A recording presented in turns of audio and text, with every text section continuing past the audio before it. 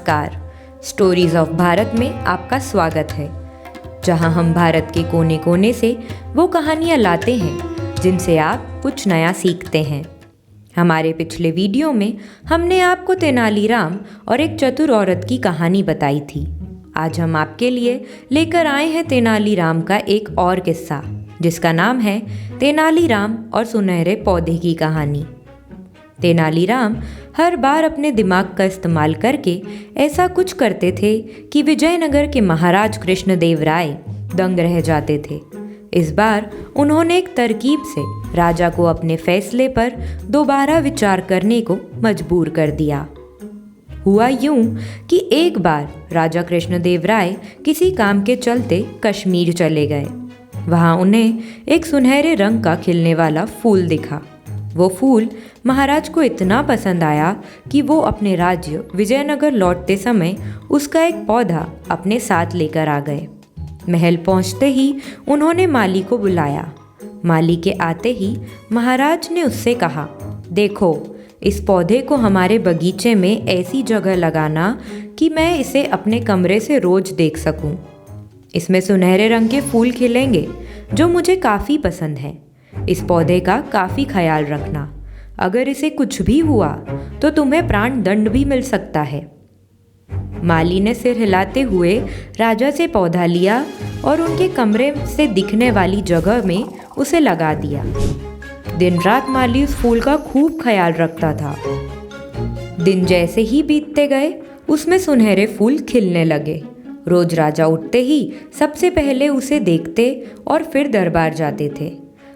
अगर किसी दिन राजा को महल से बाहर जाना पड़ता था तो उस फूल को न देख पाने के कारण उनका मन दुखी हो जाता था।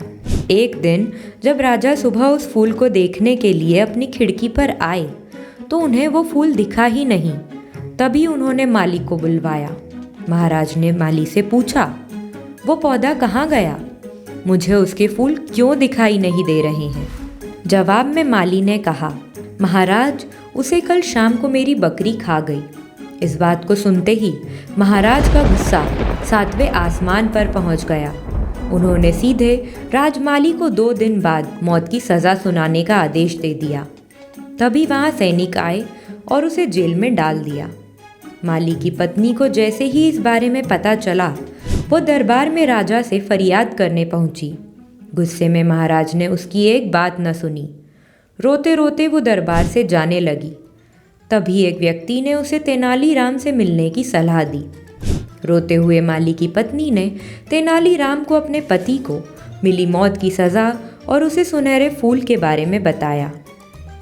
उसकी सारी बात सुनकर तेनालीराम ने उसे समझा बुझाकर घर भेज दिया। अगले दिन गुस्से में माली की पत्नी उस सुनहरा फूल खाने वाली बकरी को चौराहे में ले जाकर डंडे से पीटने लगती है। ऐसा करते करते बकरी अधमरी हो जाती है। विजयनगर राज्य में पशुओं के साथ इस तरह का व्यवहार करना मना था।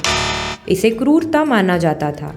इसलिए कुछ लोगों ने माली की पत्नी की इस हरकत की शिकायत नगर कोतवाल को कर दी। सारा मामला जानने के बाद नगर कोतवाल के सिपाहियों को पता चला कि यह सब माली को मिले दंड की वजह से वो गुस्से में कर रही है। यह जानते ही सिपाही इस मामले को दरबार में लेकर गए।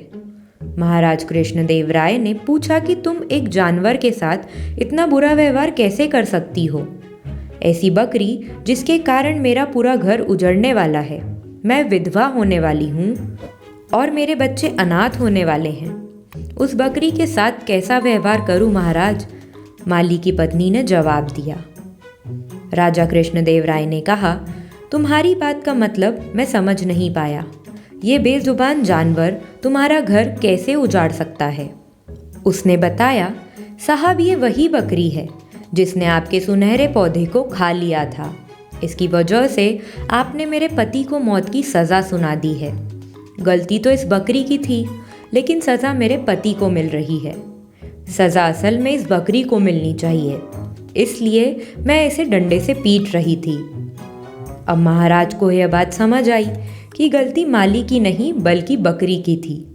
यह समझते ही उन्होंने माली की पत्नी से पूछा कि तुम्हारे पास इतनी बुद्धि कैसे आई? कि इस तरह से मेरी गलती के बारे में समझा सको। उसने कहा कि महाराज, मुझे रोने के अलावा कुछ भी नहीं सूझ रहा था। यह सब मुझे पंडित तेनालीराम जी ने समझाया।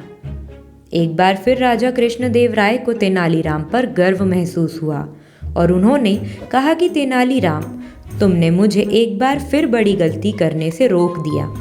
यह कहते ही महाराज ने माली का मृत्युदंड का फैसला वापस लेते हुए उसे जेल से रिहा करने का आदेश दिया। साथ ही तेनालीराम को उनकी बुद्धि के लिए 50,000 स्वर्ण मुद्राएं उपहार के स्वरूप में दी। इस कहानी से हमें यह सीख मिलती है कि समय से पहले कभी भी हार नहीं माननी चाहिए। कोशिश करने से बड़ी मुसीबत से निपटा जा सकता है और गुस्से में हम कई बार ऐसे फैसले ले लेते हैं जिनका असर बुरी तरह से किसी और पर पड़ सकता है। इसलिए हमें गुस्से पर काबू करना सीखना चाहिए। कमेंट सेक्शन में ज़रूर बताइएगा कि आपको यह कहानी कैसी लगी। धन्यवाद।